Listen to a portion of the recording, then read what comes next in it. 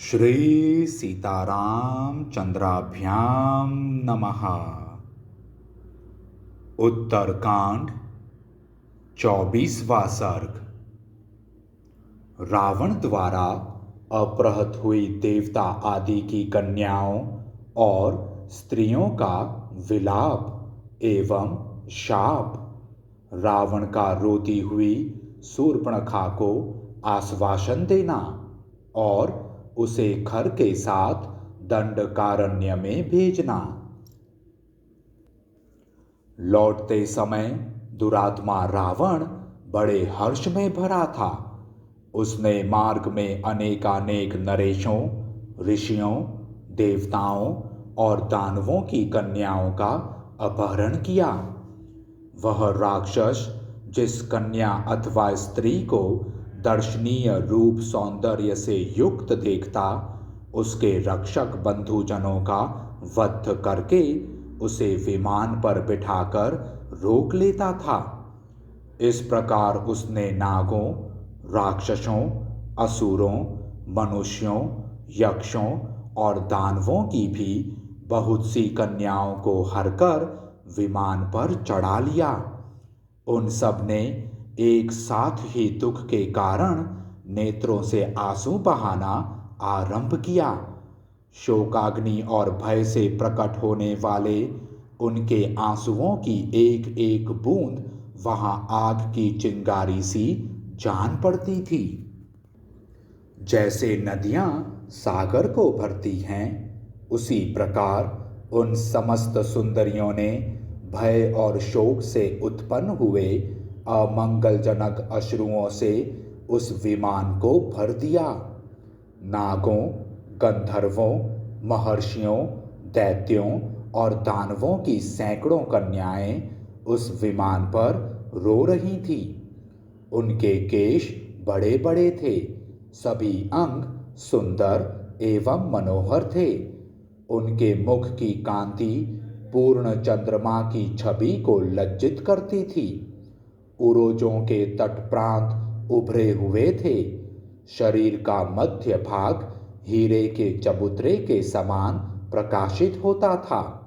नितंब देश रथ के कुबर जैसे जान पड़ते थे और उनके कारण उनकी मनोहरता बढ़ रही थी। वे सभी स्त्रियां देवांगनाओं के समान कांतिमती और तपाए हुए सुवर्ण के समान सुनहरी आभा से उद्भासित होती थी। सुंदर मध्य भाग वाली वे सभी सुंदरियां शोक, दुख और भय से त्रस्त एवं विह्वल थीं। उनकी गरम गरम निःश्वास वायु से वह पुष्पक विमान सब ओर से प्रज्वलित सा हो रहा था और जिसके भीतर अग्नि की स्थापना की गई हो, उस अग्निहोत्र ग्रह के समान जान पड़ता था। दशग्रीव के वश में पड़ी हुई वे शोकाकुल अबलाएं सिंह के पंजे में पड़ी हुई हरिणियों के समान दुखी हो रही थी। उनके मुख और नेत्रों में दीनता छा रही थी और उन सब की अवस्था 16 वर्ष के लगभग थी। कोई सोचती थी, क्या यह राक्षस मुझे खा जाएगा? कोई अत्यंत दुख से आर्त हो इस चिंता में पड़ी थी कि क्या यह निशाचर मुझे मार डालेगा। वे स्त्रियां माता, पिता, भाई तथा पति की याद करके दुख शोक में डूब जाती और एक साथ करुणाजनक विलाप करने लगती थी। हाय, मेरे बिना मेरा नन्हा सा बेटा कैसे रहेगा? मेरी माँ की क्या दशा होगी और मेरे भाई कितने चिंतित होंगे? ऐसा कहकर वे शोक के सागर में डूब जाती थी। हाय, अपने उन पति देव से बिछुड़कर मैं क्या करूंगी, कैसे रहूंगी? हे मृत्युदेव, मेरी प्रार्थना है कि तुम प्रसन्न हो जाओ और मुझ दुखिया को इस लोक से उठा ले चलो। हाय, पूर्व जन्म में दूसरे शरीर द्वारा हमने कौन सा ऐसा पाप किया था जिससे हम सब की सब दुख से पीड़ित हो शोक के समुद्र में गिर पड़ी हैं। निश्चय ही इस समय हमें अपने इस दुख का अंत होता नहीं दिखाई देता। अहो, इस मनुष्य लोक को धिक्कार है।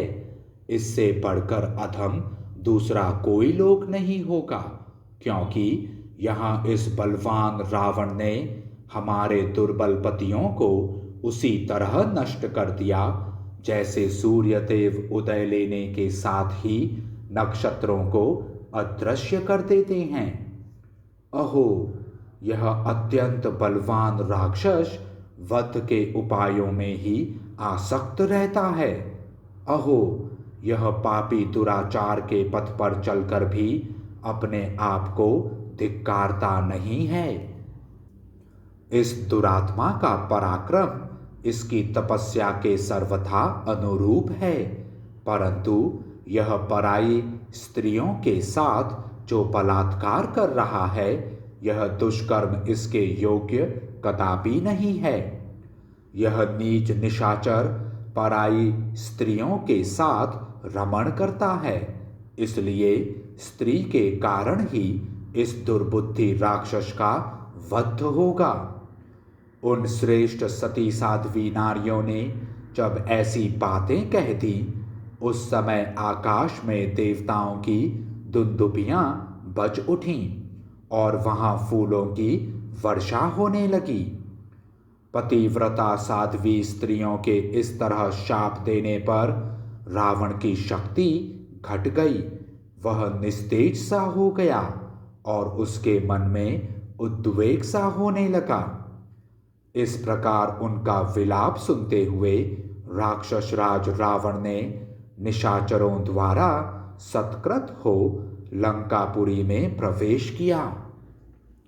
इसी समय इच्छानुसार रूप धारण करने वाली भयंकर राक्षसी शूर्पणखा, जो रावण की बहन थी, सहसा सामने आकर पृथ्वी पर गिर पड़ी।